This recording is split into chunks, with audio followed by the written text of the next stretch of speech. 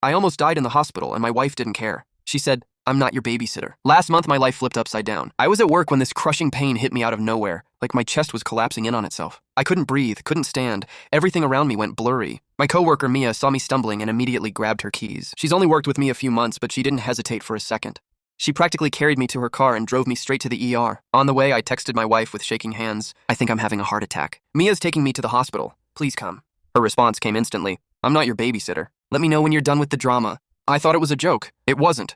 When we got to the hospital, Mia stayed by my side while the doctors rushed around me, hooking me up to machines. My heart rate was unstable, my blood pressure tanking. One doctor muttered something about dangerous levels and possible cardiac event.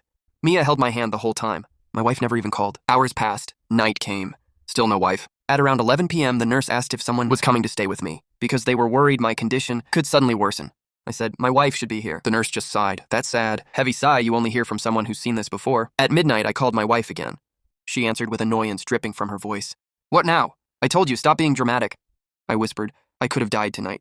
Her answer? And? You're clearly still alive. I felt something inside me shut down. The next morning, the doctor told me point blank, if you hadn't come when you did, this could have been fatal. He asked if someone could pick me up when I was discharged. I called my wife again. She didn't answer. Mia, my coworker, who barely knew me, insisted on picking me up. She even brought food and a jacket because she figured I'd be cold. When we got to my house, my wife was sitting on the couch scrolling on her phone. No hug.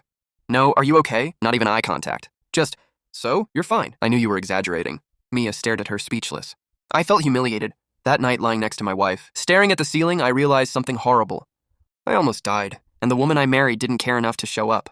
The next morning, I packed a small bag. My wife said, where are you going? And I replied, to someone who actually cares if I'm alive.